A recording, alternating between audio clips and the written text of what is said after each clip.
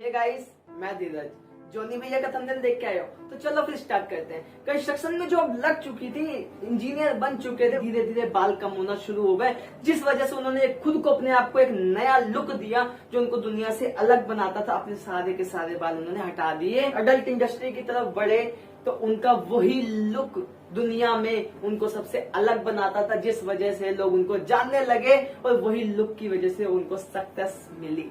शायद उन्होंने भी सोचा होगा कुछ टाइम पहले कि मेरे इतने ही कम उम्र में मेरे बाल सारे चले गए। तो आपकी कमजोरी आपकी कब ताकत बन जाती है पता ही नहीं चलता। जो इंग्लिश उसको नहीं आती उसी इंग्लिश पे अपने आप पे जोक्स बनाए और लोगों को खुल के हंसाया, कमजोरी को ताकत बनाया और लोगों के आगे खुल के आया।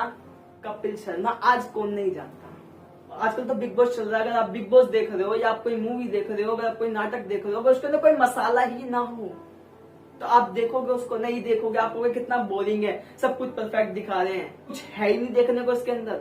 तो मसाला सबको हर जगह चाहिए और वही मसाला जब हम अपनी लाइफ में आ जाता है तो हमारी क्यों जलने लगती है आंखें, क्यों हमारी आंखें जलने लगती हैं उसी मसाले को देख के।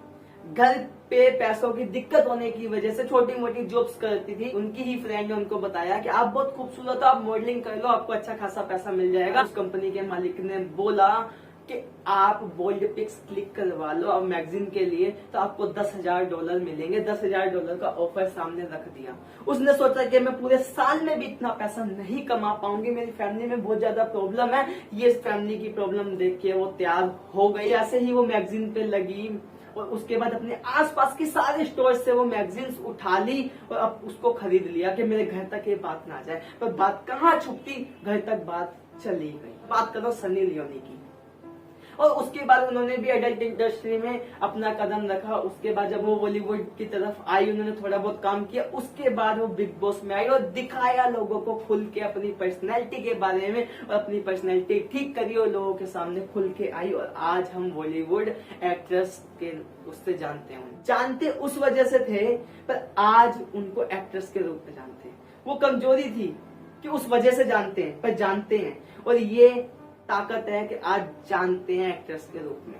तो अपनी पर्सनैलिटी ठीक करी उन्होंने। जापानीज फिलोसफी है किंटसुगी, टूटी हुई चीजों में ही परफेक्शन देखना, खूबसूरती देखना। जब उनके वहां पे मिट्टी के बर्तन टूटते हैं तो उसको फेंकते नहीं है, उसको गोल्ड से ज्वाइन करते हैं और उसके जो क्रैक होते हैं ना वही उसकी सुंदरता होती है। अगर आप कभी जिंदगी में टूटे हो तो आपके टूटे हुए क्रैक्स ही आपकी खूबसूरती बनने चाहिए, आपकी कमजोरी ही आपकी ताकत बननी चाहिए। बिल्कुल भी ये नहीं सोचना कि मैं परफेक्ट नहीं हूं, तो परफेक्ट कुछ भी नहीं है। जापानीज मानते ही नहीं है कि परफेक्ट कुछ होगा। उनके आगे जब वो मिट्टी का बर्तन आता है टूटा हुआ, जिसके अंदर वो क्रैक्स दिखते हैं खुल के, तो उनको वो ज्यादा पसंद करते हैं। अकेलेपन और एकांत में ज्यादा फर्क नहीं होता, सिर्फ सोच का फर्क ही होता है।